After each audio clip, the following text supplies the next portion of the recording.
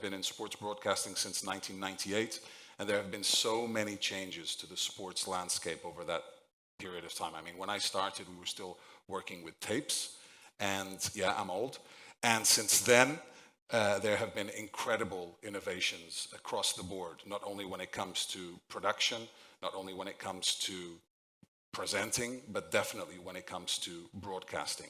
And now I think it would be fair to say that many times we talk about streaming more than we talk about transmitting. So the next session, which is going to have the participation of top experts in this field, from the Zone, the Paulista Football Federation, and also from La Liga, we're going to look into the future. We have gentlemen here who are going to get their crystal balls and tell us what we can expect in the future of streaming, broadcasting, when it comes to sport and when it comes to football. So I'm not going to take anything more away from John, who will lead this session. He'll introduce the speakers individually, but I'm really looking forward to this one, and I hope you enjoy it as well. Thank you.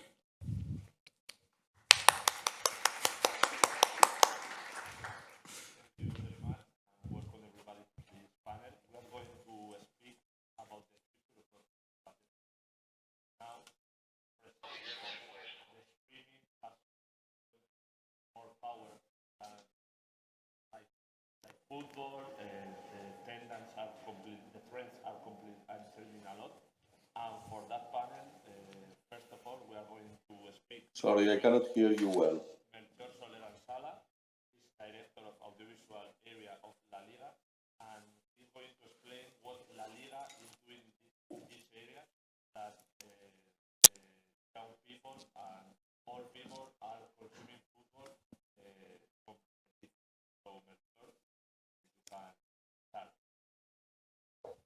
Thank you. Thank you. No problem. The connection.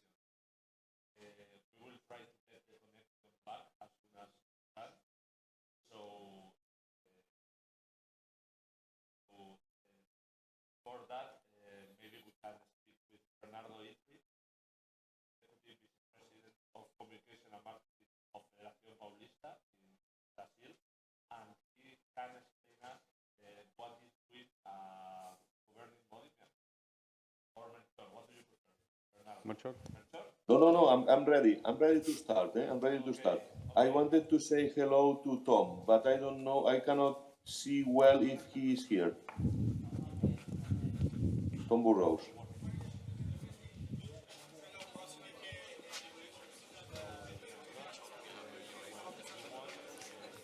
Senhor Vice-Presidente, como está? Tudo bem contigo? Tudo bem? Prazer em ver-te. Ficas até quando? Olha, o Pinto é o acionista do Vitória de Setúbal, ficas a conhecer. Olá, tudo bem? O Pinto é o Olá, resto. tudo bem? E é o diretor Olá, de gestão. Pedro, prazer. Estás bem? Estou. Pá, fica até a hora do almoço que eu tenho que ir para o vais workshop para- da Liga 3. Está a falar, estou a ouvir-se lá dentro.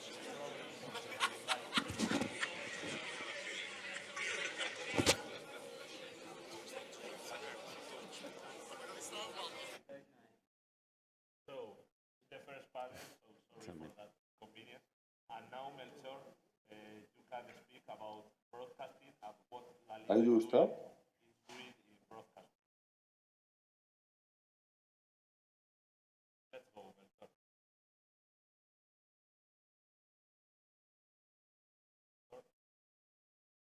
So, we will try to come back to the connection with Melchor. I don't know why it's not working.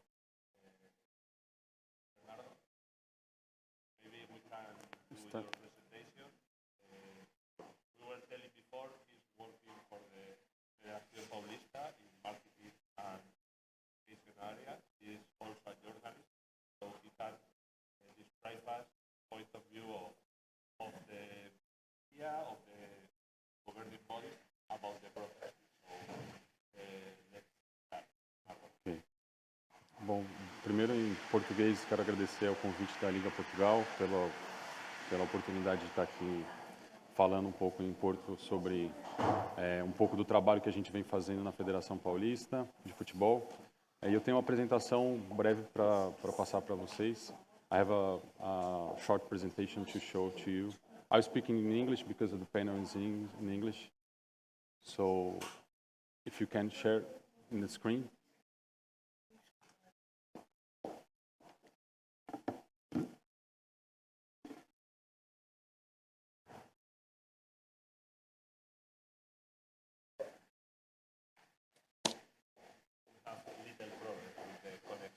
the first day, sorry.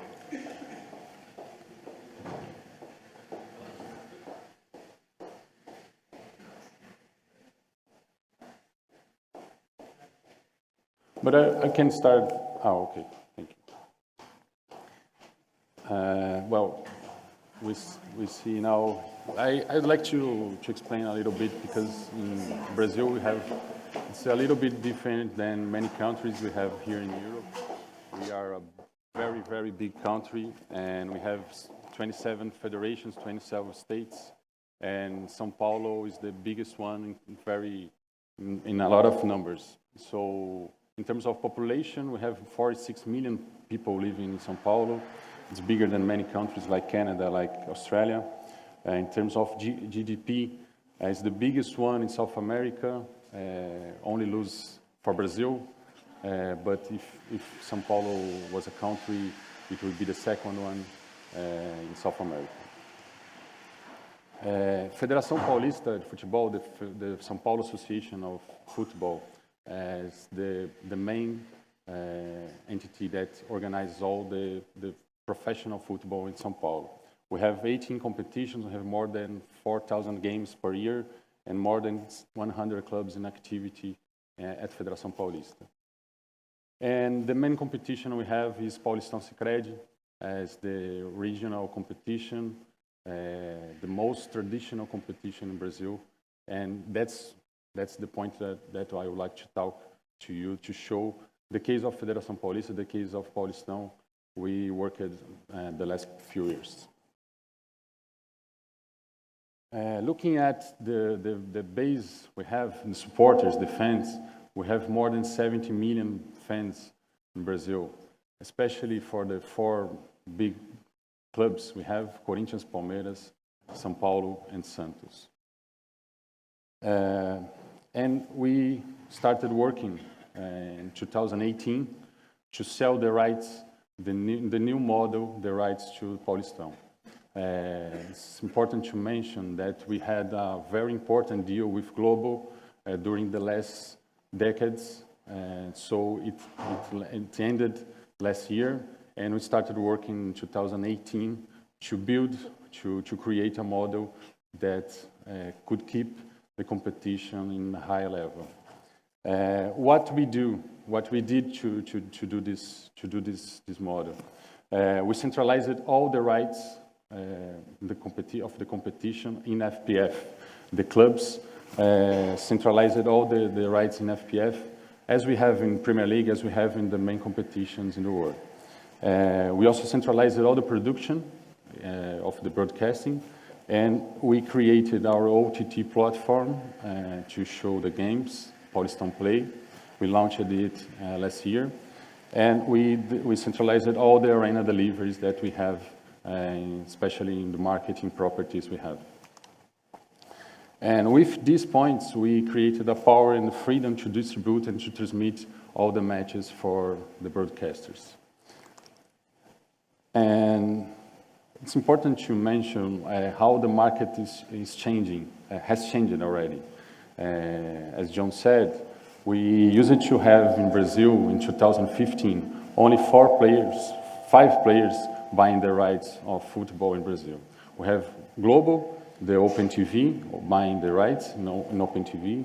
We have the Pay TV, Sport TV, Sport Interativo, ESPN, and Fox Sports also buying the rights. And now we have a lot of players looking at the rights, the sports rights, and buying these rights, also DAZN. So we have Open TVs, we have Globo, we have SBT, Record, and Band. We have also the Pay TV channels, Sport TV, TNT, ESPN, Fox, and we also have the streamings, the pay streamings, and the telcos, and some brands that would like to buy the rights, and they are looking at the sports as a driver to their business. And for Federação Paulista and for Paulistão, we created an unprecedented competition for these rights. We brought the first deal of YouTube in South America. YouTube bought the rights for the open platforms for Paulistão. We also had Record, the Open TV, buying the other kind of rights in Paulistão. We also brought the Warden Discovery to buy the rights for pay TV and for streaming under subscription. And also we had Premiere from Global and Paulistão Play, our OTT platform, to show the games. And these are the distribution of the channels that we had for Paulistão. We have 16 games for YouTube, 16 games for Record, 28 games for HBO Max and Premiere and Paulistão Play. It's important to mention that our inspiration was the NFL model that they created that we all know in Sunday night football, Monday night football, Thursday night football, and everything that we create to create a good model that could generate good revenues and good distribution for the people. And talking about language and how the production should change, we understand that we should change the way to show the football, especially because of YouTube, that we have different model to show. We in Brazil, we don't consume football on YouTube, but now I think it's very important to change this model. And talking about this model in terms of audience, we generate more audience than last years. We had 46 million people watching Paulistão this year, 2022, and last year we had 36 million, 10 million more people watching with this new model of broadcasting. The finals, we also had a very important number, increasing since last year. And it's important to say that our YouTube channel became the most important, most relevant in terms of views than any other competition in the world. During the period of the competition, during the period of Paulistão, we could have more views than any other competition. And in terms of revenues, it's very important to say that we have, for the clubs, we have 30% more than the last cycle of the selling rights. And to finish, I would like to show a short video to show to you, it's explaining what was Paulistão last year.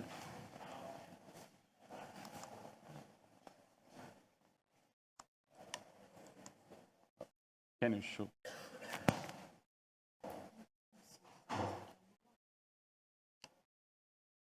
Can you show the video, please? I have no sound.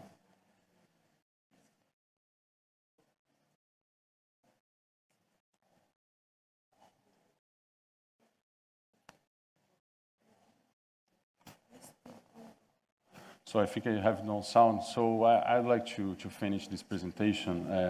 It's important to say that this model, I think, looking at the Liga Portugal and any other league in the world, it's very important to have the clubs in a unity of the clubs to understand how important it is to centralize the rights and how important it is to create a new model to sell the rights, considering this scenario that we have. So in Brazil, in São Paulo, it was very important to have this unity, and it was only possible because of this unity and because we have a president of Federação Paulista, Reinaldo Bastos, that's most innovative person in football that we have in Brazil, leading this process and believing this process, believing this new model of streaming in São Paulo. That's it. Thank you. Thank you, Bernardo. Thank you very much. It was very, very interesting. Now we are going to try to connect again with Melcior. The position of La Liga about broadcasting. I don't know if Melcior has started or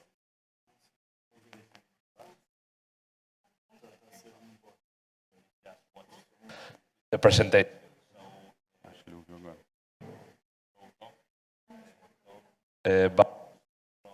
DAZN, the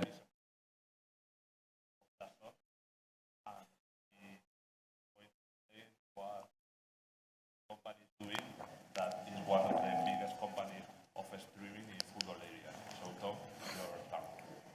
Thanks very much. Hopefully the presentation will load and I can talk you through that.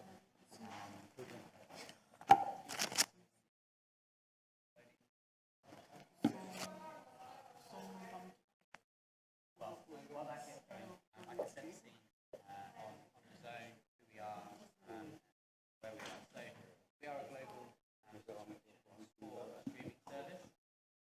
We launched in 2016 Germany, Japan,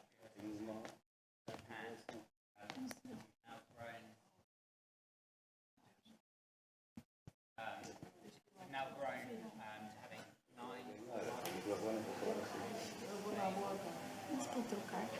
La Liga, Italy, Sorry, I cannot hear Tom. Italy in partnership with Serie A, and America with US and Canada. And we recently announced agora o microfone mal e avisava logo ao entregar o microfone, avisava logo para falar, aproximar o microfone. Southeast Asia. We've changed quite a bit. O volume já estava. We're now in 200 markets. And as part of how we see the future,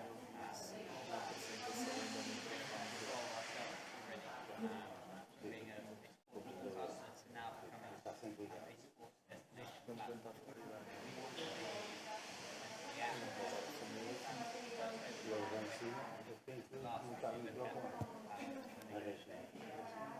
Mas isso já aconteceu agora?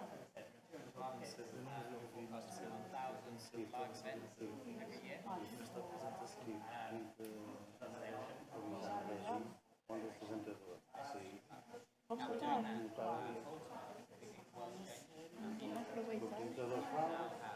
o apresentador fala, aquilo fica. Ele liga. Quando o apresentador sai, ele liga. Ele lá em cima na mesa é que tem que montar a vida. Não.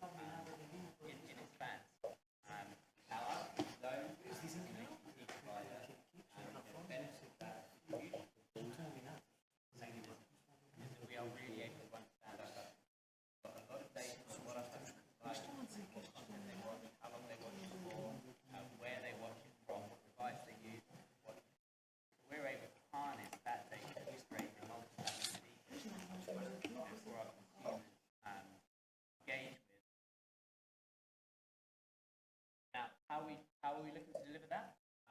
Ultimately, by premium content, global distribution,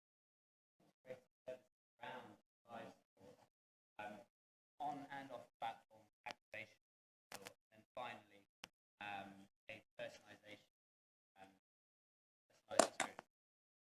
So, premium content, as I said, world-class live sport, always at the heart of on its own, we now need to find ways to engage in live content.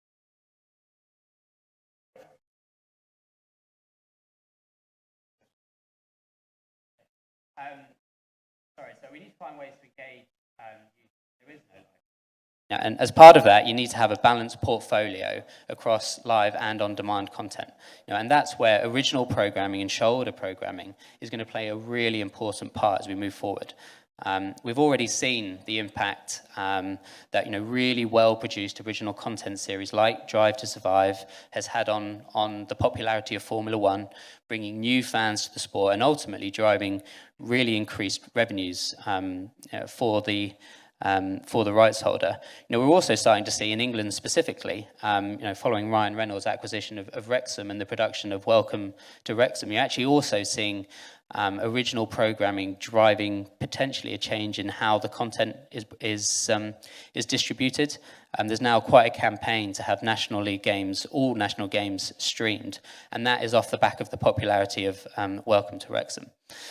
The first part is obviously having great content, but the second part is you have to get that content out. As I said at the beginning, fans expect to be able to decide where they watch their content, when they watch their content, and on whatever device they want.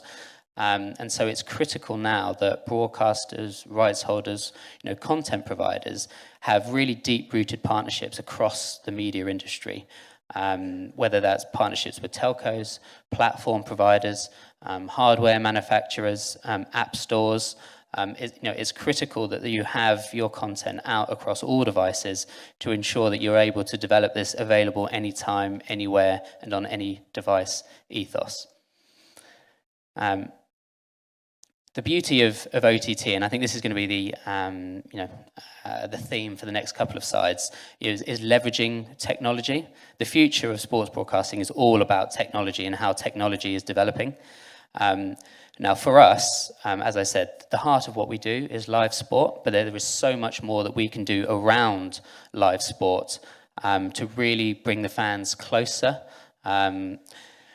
whether that's betting and gaming, having news and editorial content so that fans can find out news about their latest team, buy the merchandise from their teams, ultimately, and where we think we can provide a role for rights holders, clubs, leagues, for example, is that we've got a very captive audience. We've got millions of subscribers who all want to watch live sport. If we've got other products and services that we can engage our fan base with, then we think we can provide additional revenue, for our partners, and ultimately find ways to engage new fans across these interactive experiences. Obviously, having this myriad of additional platforms that people want to consume content on is great, but it does mean that when you're thinking about your activation and engagement plans, you have to have both an on and off platform strategy. What works on platform doesn't necessarily work off platform. So you've got to tailor the content to the platform that you're distributing the content on. And from our perspective, as a broadcaster, we want to work very closely with our stakeholder partners, in a sort of ongoing collaboration in order to really effectively deliver that. La Liga is a great example. We obviously just acquired La Liga for the beginning of this season in Spain. We've got half the matches for the next 5 years.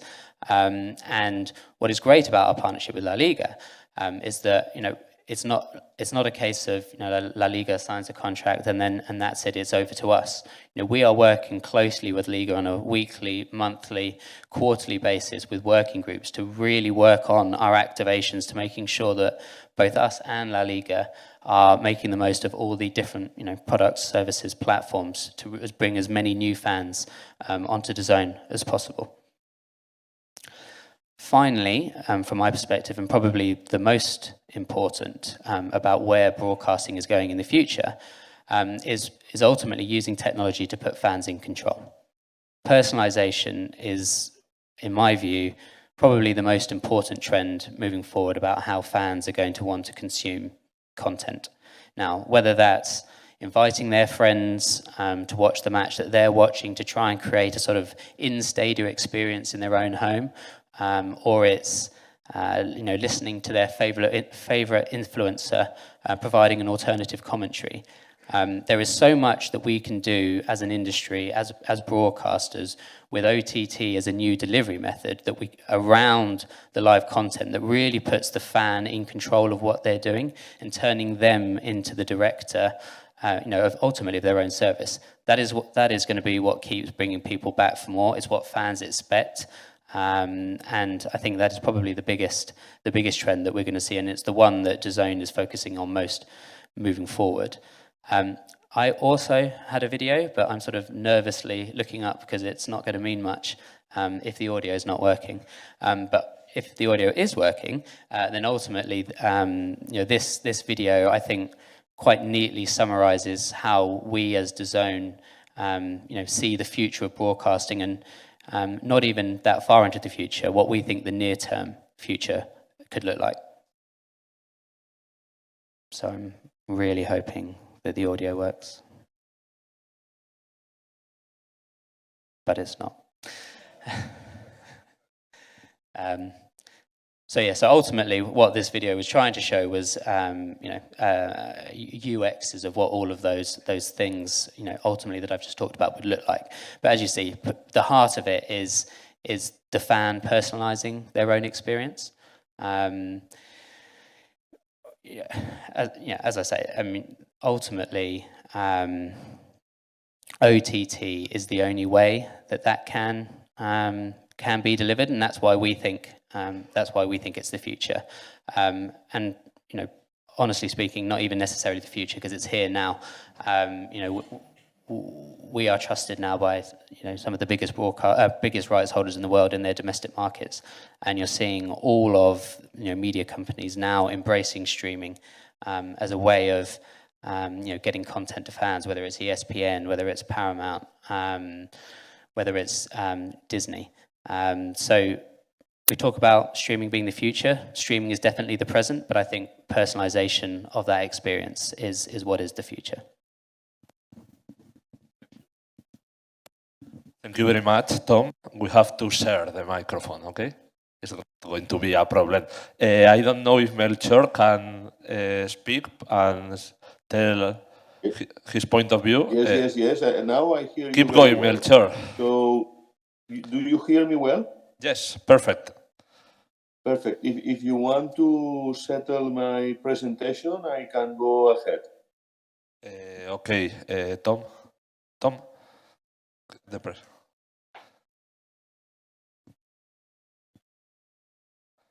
Perfect. First of all, I wanted to say hello to Tom.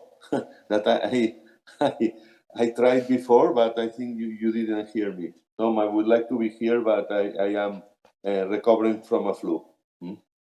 So I had to stay in Barcelona.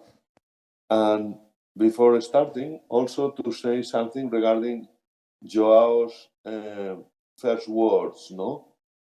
I am also coming from the world of tapes. 40 years ago, there was nothing else than tapes and analog editing.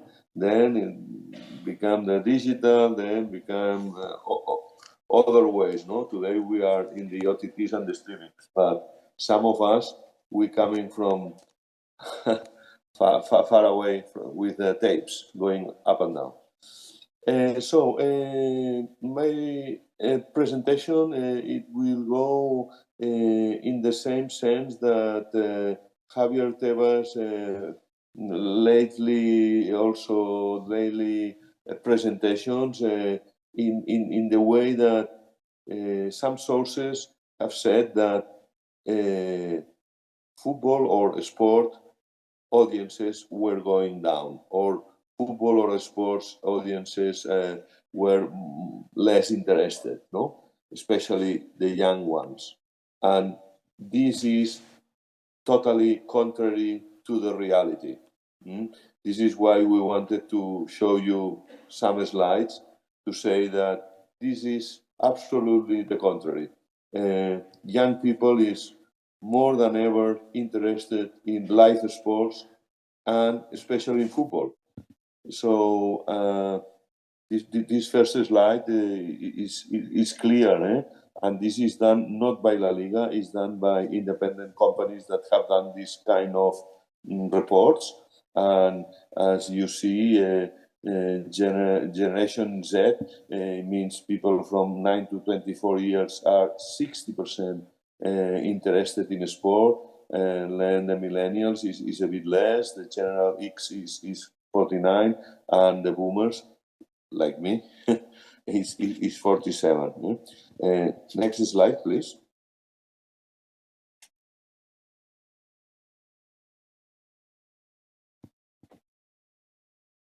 Well, I don't know. Maybe you see it, but I don't. I don't know if you are in a slide that says football continues to be the king of a sport for young people. So when we have had global audiences about sport, football is king. Football is ahead of double and basketball, cycling, swimming, badminton, American football.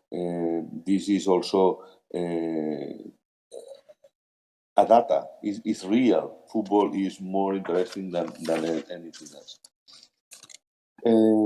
Next slide, please. This one I can see it. This slide is this comes from reports from Adidas, Nike, and other companies that make their life about selling boots, balls, and football boots, football balls is growing. This means that this sport is not going backwards, but is going forward. And this is not data from the television. This is data from the manufacturers. So, and it's growing everywhere. So it's another data to say it's not real that football is going backwards. Football is going forward. Next one, please. This one reflects how football is, or live sport is consumed by the different generations and different ways of looking at football. Yes, the boomers, X generation, they are seeing all the sports in linear, is as on TV in the normal way. But youngers, they are using other ways. So most of them are using the OTT, the DAZN in Spain, and this is growing. Is growing, and those generations they are not stepping away from seeing live sport or live football. So they are staying, but they are seeing it through different ways. I don't want to go step by step, but it's clear. The Z generation, which are 9 to 24, nearly 50%, they use OTT. 25% they use social media. But they see the sport, which is the point of our presentation, that this is not going backwards. This is going forward. Next, please.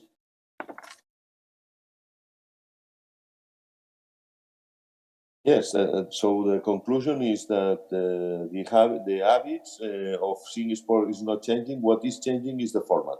So how we see how the young generations are looking at the sport, our sport, So especially OTT and probably in the future something more near even than the OTT, the direct to consumers. But this we will see. And next one, the last one. Yeah, this last one is the conclusion of what I already said, that young people is consuming more football than ever.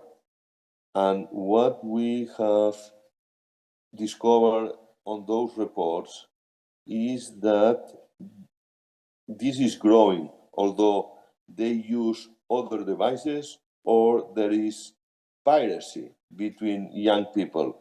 But the habit of consuming sport and especially football, this is not only maintained, but is growing. And also, the young people, when they get economically, they have the economics means by themselves, they are ready to pay, because they are ready to pay for other issues, for music, for access to different platforms. So they, for their mind, it's fine to pay for to access sport and to access football. Maybe not in the level we would like them to pay, but they are ready.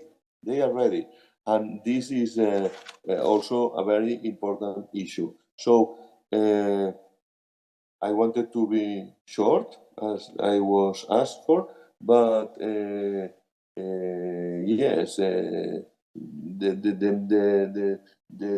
future is very open and very, we think, very optimistically, because young people are engaged with live sport. Maybe differently than we were in the past, but they are. All the reports we have, they say the same. So we are optimistic about the future of all this. Thank you, Melcior. Thank you. It was very interesting. Just to final the panel, I'm going to ask to Bernardo, Tom, and Melcior just a question. They spoke about the streaming, about the young people that are watching football, but maybe in different way. What do you think about the live football? Is in risk because of streaming? It's going to survive because the drama. What do you think about it?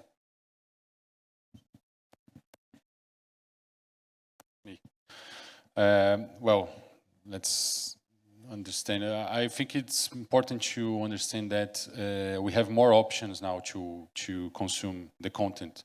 We have dramas, we have novels, we have everything that we can we can consume on YouTube, on TV, or any other streaming that we have. What's important to say that it's sports and live sports, especially football, it's a very important driver to give subscription for some streamers. We had a very good experience with HBO Max in Brazil, with Paulistão and Champions League. It was very important to bring consumers and subscribers for HBO Max. So I really believe that sport and football is very important for these streamers, for these companies, and because, as Melcior said, we have consumers that want to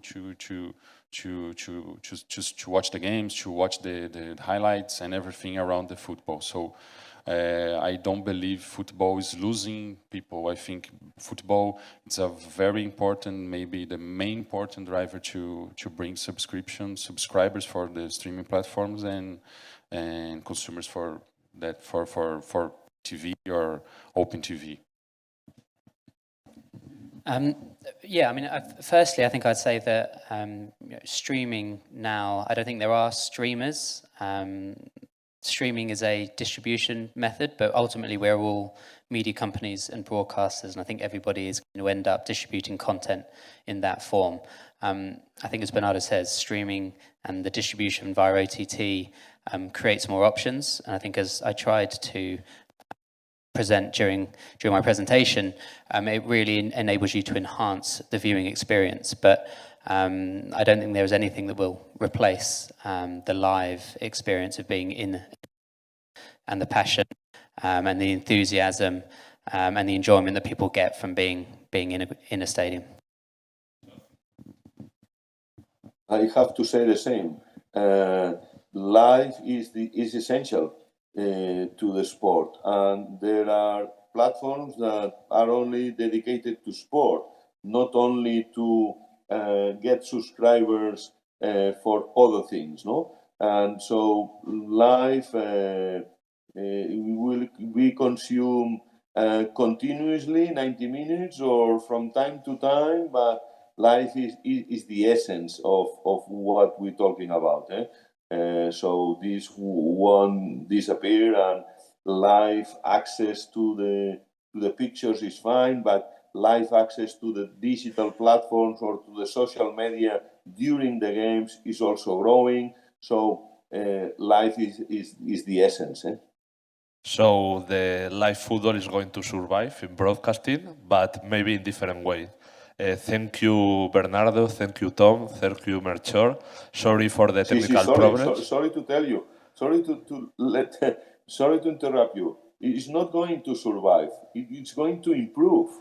Because we are not in any. We don't have any challenge. We are sure this will improve, not survive. Sorry, It's going to improve, like Melcior says. Thank you very much to everybody, and sorry for the technical problems. It was a pleasure to be here. Thank you. Thank you. Thank you, gentlemen, for striving through with some of the issues that we had, but I think it was all still possible to get your thoughts on this subject. And so interesting as we all are such avid sports and football consumers, and I think we all watch streams wherever that may be, legally, of course, to follow the top competitions. So thank you once again for sharing your insights and expertise. Much appreciated. Thanks. Thank you.